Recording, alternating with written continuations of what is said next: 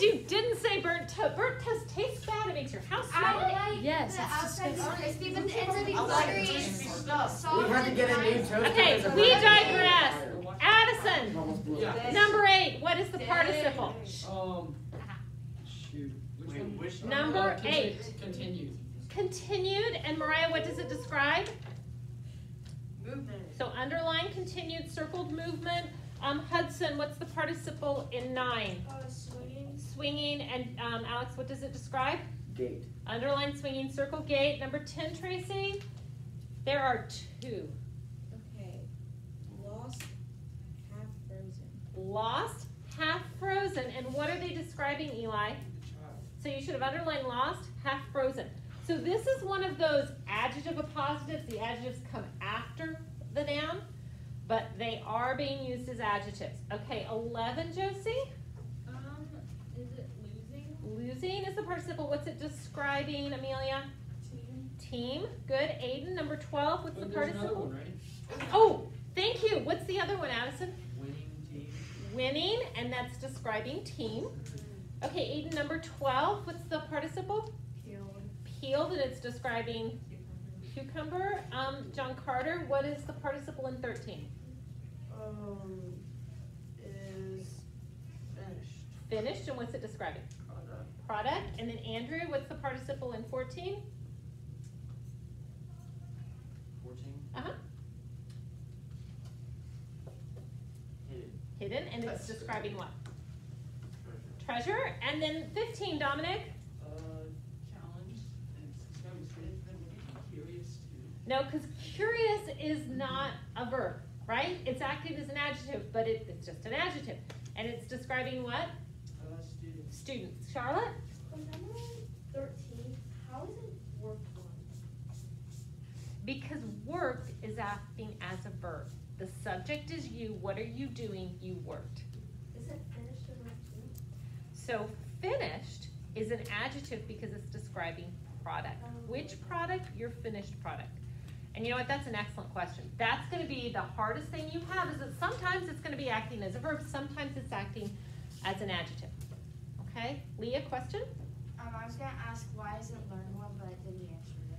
Okay, so let's look at these very quickly. Remember, participles, they're going to go on that little curved line. So number 1, subject horse, verb scared, horse scared, who, child, which horse, the, and then galloping goes on curved, the child. Question about that? Nope. Okay, number 3, this is short and simple. Those are, that's a linking verb, so this is a predicate nominative. You should have had the slash. Which goods? Stolen goods. Or what kind of goods? Stolen goods. Okay? Okay, 7.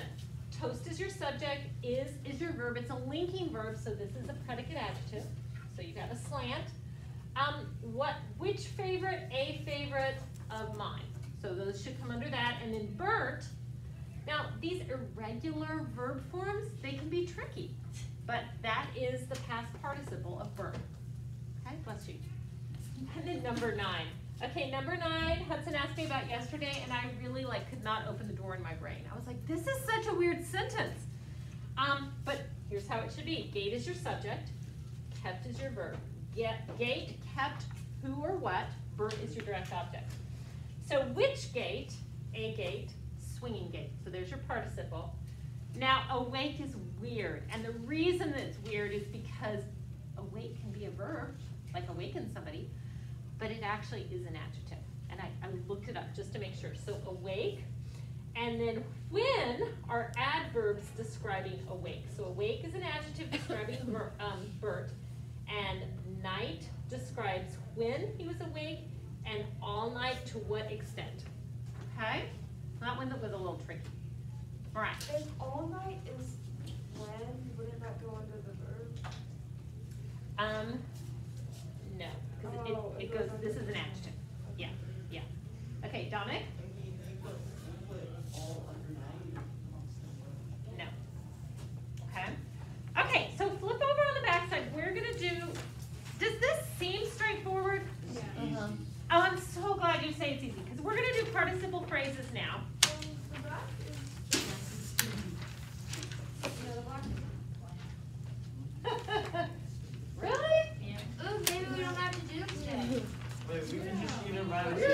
Some people need major help. Oh my goodness, you guys, that is a plot twist I was not prepared for. Okay, you have your editing sheet. We'll come back and do participles in a minute. I've got to copy that. Because with participles, we're on a really tight time frame. You need this for your. Okay, so while I'm pulling this up and you guys are getting at your editing sheet, a few people, and by a few I mean two, asked me, my paper's due on Thursday? No. But I do want to give you that option. Some of you, a very few of you, you're in great shape with your rough draft. You've just got a couple things that you need to change. And if you want to do me the favor and turn it in on Thursday, that would be lovely. Because here's what might happen. And I'm even scared to say this because maybe it won't happen. But there's an 80% chance of 3 to 5 inches of So we have to turn it tomorrow? No. Addison, listen. Sorry, I was zoned out. Tomorrow's Thursday. So tomorrow, here's what I'm up against. I need to grade, I need to grade your papers before the end of the quarter.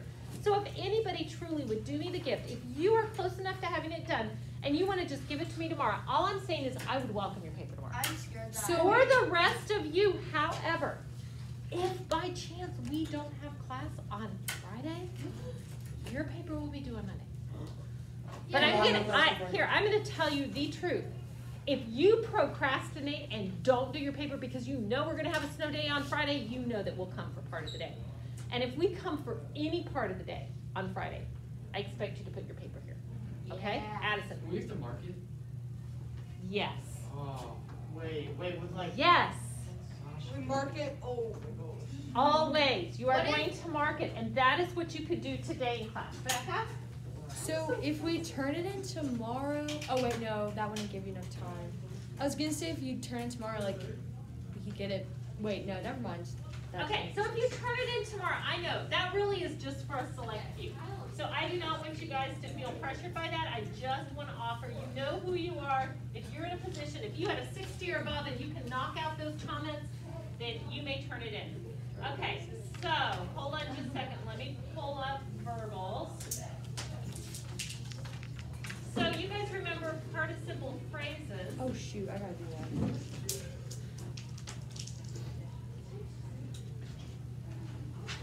Ah, there it is. Okay, hold on. Everybody should have their editing sheet out.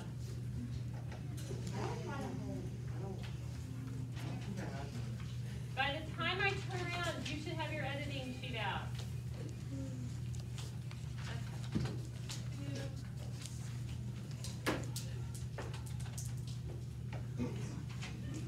Okay, we're gonna go over that and then we'll have these done in just a minute. Did you leave everything at home today? Did you leave a notebook at home? Yes. Okay.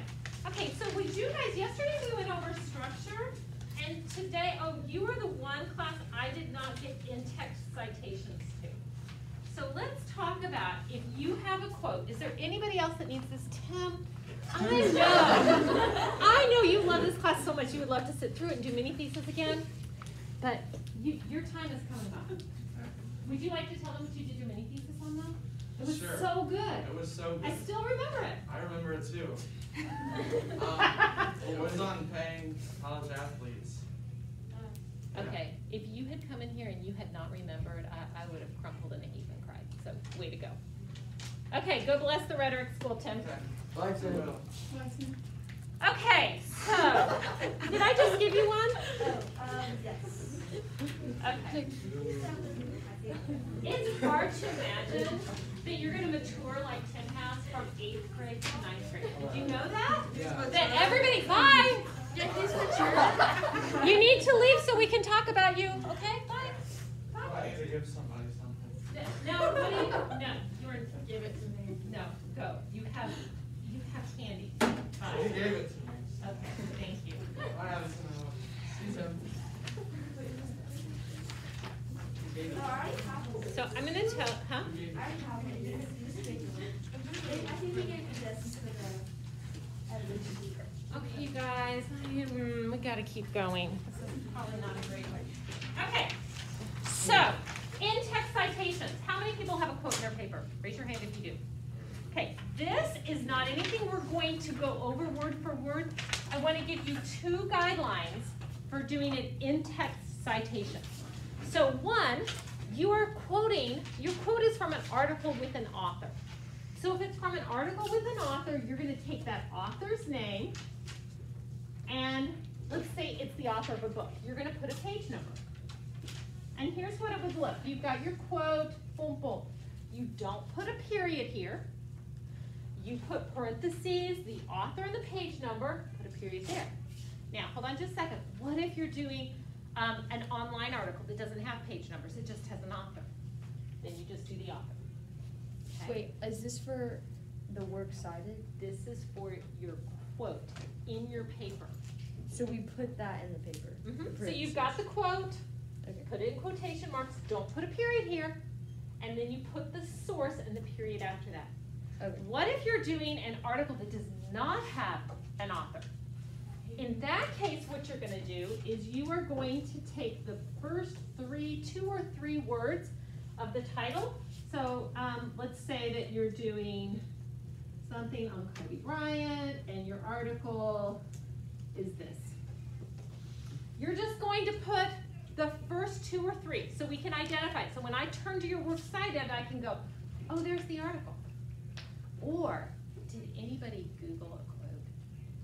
Like A to Z quotes? Wait, I mean, I just looked up. Well, I did, and I realized I had it in my I book. just looked up a quote, because I knew the quote I wanted. I just looked it up just to make sure like, I got all the words right.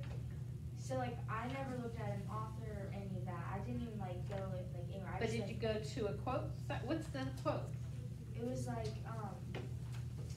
nothing is impossible, or like, but the word says I'm possible in it. I don't know, that was basically the whole Okay, idea of it. let me just say, if you went someplace to look, okay, Dominic, you with me?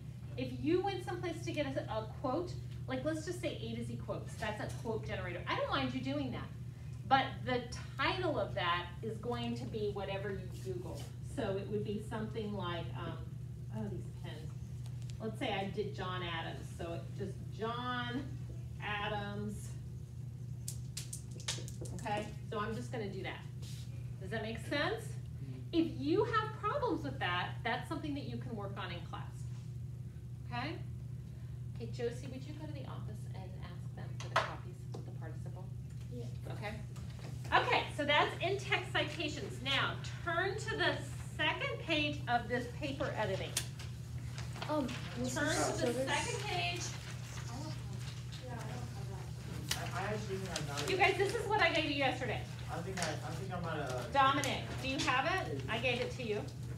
Okay, you guys have got, I don't have that many extra copies. So This? can you look? Yes.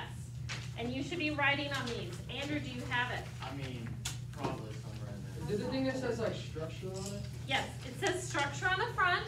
You got it? Okay. What? Yes.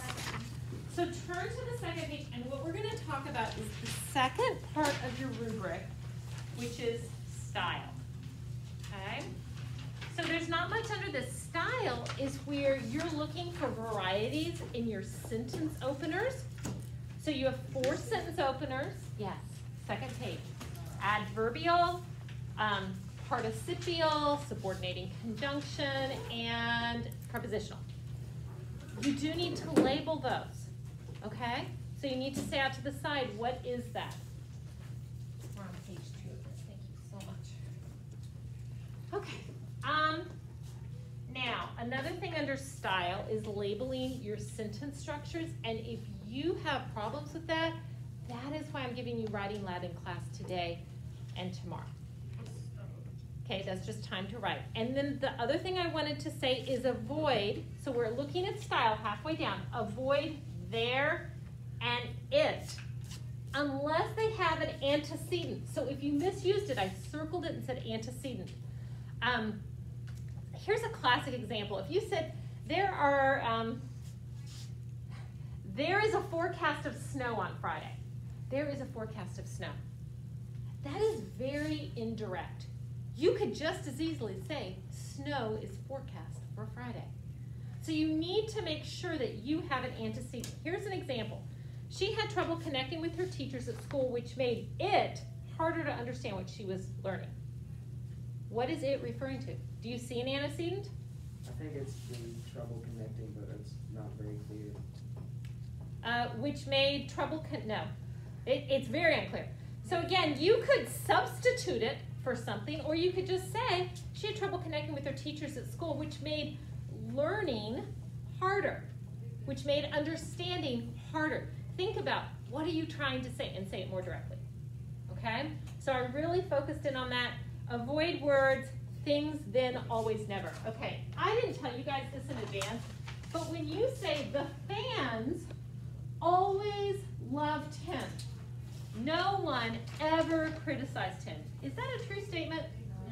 No. So just in life, in general, avoid always and never. And then eliminate banned words, label your sentence structures. Does anybody have questions about the style part? Questions? Okay. Alex. So like when I'm labeling my sentence structures, like if I don't know how, like which one is which, is like during like writing labs, can I ask you like Ask me. clarify? Yes, ask Okay. me. Okay, mechanics. So parallel form. This is really important because for some of you, this is going to affect your thesis. When I say parallel form, it means that when you have a list, your lists are all verbs, or they're all adjectives, or they're all noun clauses. They are similar. So look at this example. Ruth took on many responsibilities, including writing Marty's paper as well as her own, household chores, and their 3-year-old daughter. So she's listed 3 things. Writing Marty's paper, that starts with a verb, right? Household chores, that's a noun. Their 3-year-old daughter, that's a noun. So what could you do to make this parallel? Well, one thing, you could change it all to nouns. You could say she took on many responsibilities, including, and by the way, there shouldn't be a comma after that, including Marty's papers, household chores, and their 3-year-old daughter. But I think what I would do is I would add verbs. She took on many responsibilities, including writing Marty's papers, doing household chores, and watching their 3-year-old daughter. Does that make sense? So now these are 3 phrases that are parallel. Okay, Michael Jackson is an important figure in American history because he overcame a ton of struggles throughout his life, became an accomplished singer, and he left a legacy of inspiration. Now, there's so much I like about this sentence, but you have, he overcame a ton of struggles, so you've got this verb phrase, became an accomplished singer, another verb phrase, and then you put in here an independent clause. How would you make this parallel? There's just one simple thing to do to make it parallel. Hudson, do you know? Take out he. Take out he. If each one of your items start with a verb, well, take out that noun. I know some of you were trying to create a compound complex sentence, but you need to have parallel form. Does that make sense? Okay. Wait, did I write that so I know that I can fix that? I had a couple people with Michael Jackson, so I really don't remember. But what I'm saying is, he's an important figure in American history because he overcame a ton of struggles. Oh, here's the other thing you could do. You could add a he. He overcame a ton of struggles. He became an accomplished singer, and he left a legacy of inspiration. So you could do a subject-verb pair. But you can't have that became an accomplished singer inserted there because it's a verb and everything else starts with a he. So if you have something with parallel and you're not following with me, raise your hand, okay? Don't end sentences with prepositions. I think you can see this. If you need some, like, let me give you an example. The injury was so terrible that from that day on, he had to put a splint on his finger to help with. What do you do there? Just take out with. A lot of times you don't even need the preposition.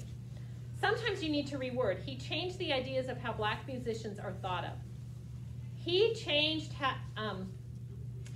the ideas of how people thought of black musicians. So a lot of times it's just rephrasing it. Okay, and then last page. Last page. Be concise. So I want you to tighten your sentences. That means get rid of unnecessary words. So here's a very small example. And by the way, I have 3 people that did Kobe, so I'm not always picking on Addison when I say this. I don't even remember who this came from. But after he recovered, Kobe later told the media that the injury was his personal Mount Everest. Okay, what is redundant in there? There's one word you need to take out. Later. Later. You've already told me it's after he recovered, so you don't need later. It's that kind of stuff. If you have 2 words that are saying the same thing, get rid of one of them. Okay? And then sometimes you need to combine your simple sentences. So there was one more thing, shouldn't use thing, Walt wanted to do before he passed. He had an idea. It was called Epcot. It was okay. Before he passed, Walt had an idea for a futuristic world called Epcot. You could just combine all of that, okay, and get rid of a lot of fluffy words. Okay, we're going to talk about how to form a participle tomorrow, so put this away. I have the participle thing right now, and so very quickly, I'm going to give this to you, and we're going to talk about participle phrases. So you guys remember when we did gerund phrases, right? So any words that modify gerunds are part of the gerund phrase. Any words that modify participles are part of the participle phrase. And I hope this is going to be equally easy. Okay. You may, yeah. Okay, so Alex, can you read what's a participle phrase? A participle and any words that modify or complete it, the whole phrase acts as an adjective. Okay, so look at the example. Running fast, she passed the rest of her team. Dominic, what is the participle phrase in that? Running fast. Running fast. So you've got running and fast. Those go together. Fast describes running. Okay, Edward, tired from fighting, limped off the battlefield. John Carter, what's the participle phrase in that? Tired from fighting. Tired from fighting. Okay, and who does that describe? Did that come on? Okay. Who does that describe? Edward. Edward. Okay. So let's just do like maybe the first 5 of these. I want you to underline the participle phrase. You don't need to circle anything. But what, Aiden? I didn't hear the first one. Running fast? Okay. So number 1, Charlotte, can you tell me what's the participle phrase in number 1? Broken by the strong wind. Broken by the strong wind. So underline that. And by the way, that's describing flagpole.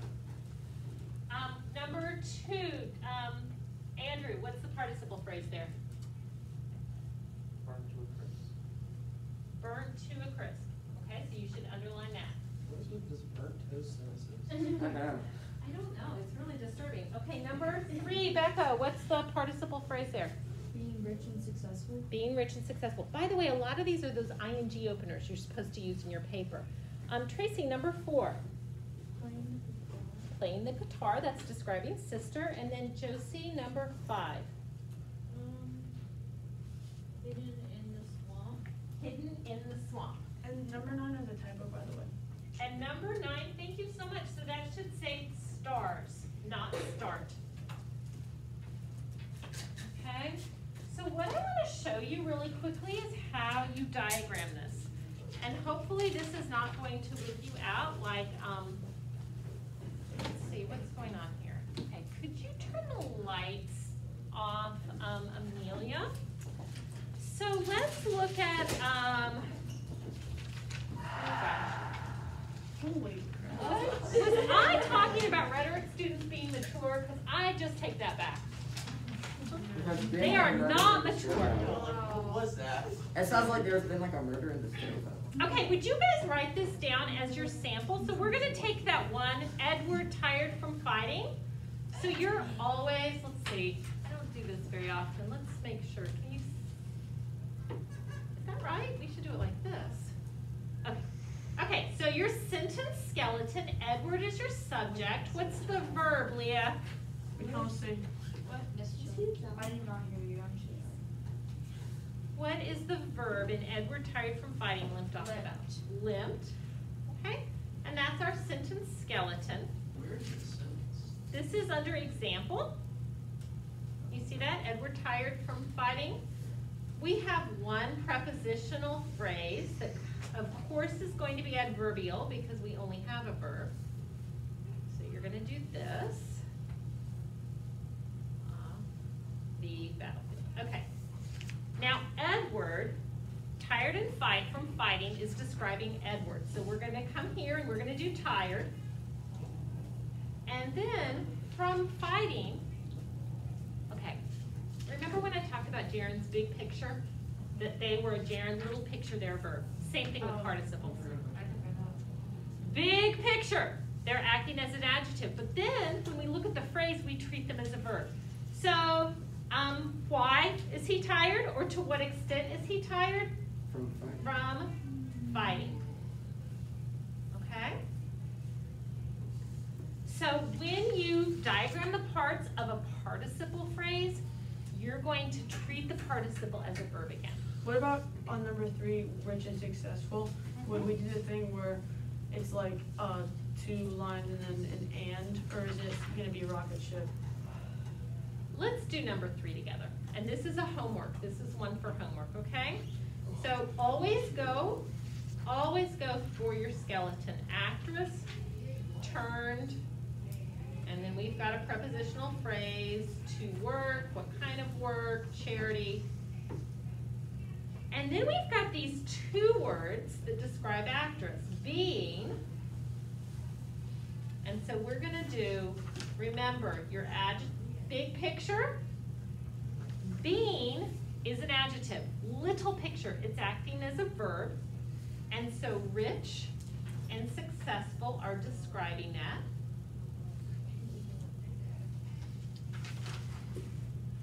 Okay. And John Carter, I love that you thought about a rocket ship, and there's a way to do it as a rocket ship, but we're gonna keep this very simple. Okay, rich and successful are modifiers describing being. Okay? Okay. Wait, what is that slur type sign that we did from successful to charity? What is that for? And it's just connecting. Wait, charity? Oh, that's a prepositional, adverbial prepositional phrase. Where did she turn to? Wait, did you not draw that line up there? That line's been there. It's a dry erase I marker. thought you were connecting them. Oh, no, sorry. That's what happens when you forget there's a screen down. Okay, there's one more I want to show you, number 12. And this is not for your homework, but I wanted you to see this particular type of one. So man looked confident. Okay, swaggering through the room. So there's swaggering. There's my typo. Okay, spell swaggering correctly. Okay, then through room B. So you can have a preposition. You can have a preposition. You can have adverbs that come off of this. You can also have a direct object. Okay? So you just keep it on that curved line. Questions? Okay, I am very sad that you have 5 minutes left. No. Which ones do we have to diagram for?